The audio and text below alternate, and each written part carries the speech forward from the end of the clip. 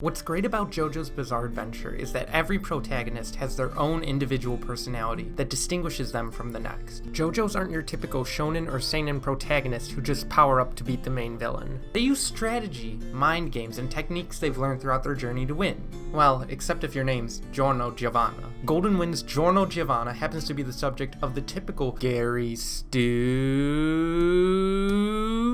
trope. One who can do no wrong, who is liked by everyone, very intelligent, very handsome, and also defeats Diavolo with the Requiem arrow. Gary Stu.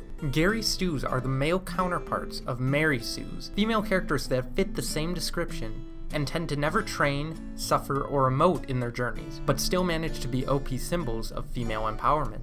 Now on the surface level, this seems like a fair argument. And I never thought Giorno was a perfect character, and there are several valid criticisms against him. He's arguably one of the least interesting members of Passione. He comes off as someone who everyone falls head over heels for instantly. He's absent for a large portion of Part 5's introduction, and some of his interactions come off more stoic than he was initially presented. But as a professional Giorno connoisseur, I think I can make a case against this argument. Or at least, there is a different interpretation of what a Gary Stu really is. Because you see, not all Gary Stus are created equal.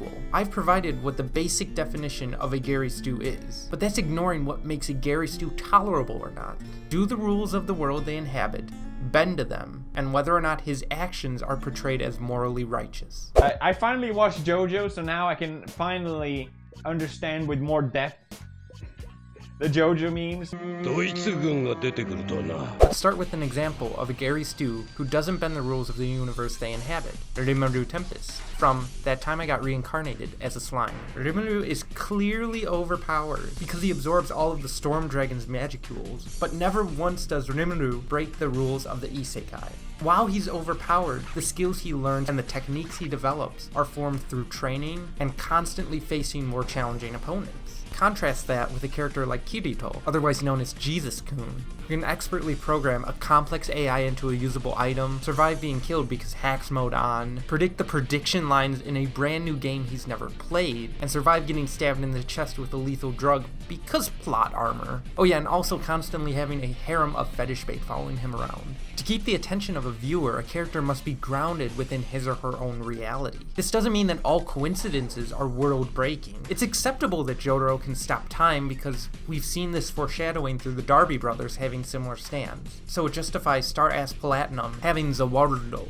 I mean, I personally think that Jotaro is more of a Gary Stu than Giorno when looking at it from a basic perspective. But then by that definition, all JoJos are Gary Stus or Mary Sues. Showing love to my daughter was impossible before Dr. House melt. But sometimes characters don't break the rules of their own world. Rather, they're only portrayed in a good light. No matter what these characters do, there cannot be a single thing they do wrong throughout the entire story because they were wronged in the beginning. Rising of the Shield Hero, and to some extent Stone Ocean, fall into this trap. Naofumi's actions, no matter how despicable, are presented to be morally upstanding. Because he has no party members willing to fight with him, he has to enlist the help of slave lollies to train and level up. This is barely understandable, but it gets to a ludicrous point when, given the chance to free his slaves, he refuses. Chad Spearsman challenges him to a duel, and Naofumi's only recourse is to cheat, to win. Motoyas has to be the antagonist of this story, which, despite his willingness to free slaves and not indulge in the injustices of this isekai, he is portrayed as blissfully ignorant. And the BS with Naofumi unlocking the power of the dragon because he's so edgy and rage-filled also breaks the rules of the 4 heroes established at the beginning. Because he's so brooding and hardened, he's the only hero that can survive an attack from glass. Gary Stu! In Stone Ocean, when Jolene is sentenced, you think her revenge finishes after she kills the lawyer who wronged her. But no, she goes back to rip her boyfriend's tongue off. It seems a little too excessive, and it wasn't really portrayed as a gag, more like this is what's morally right, so I have to do it.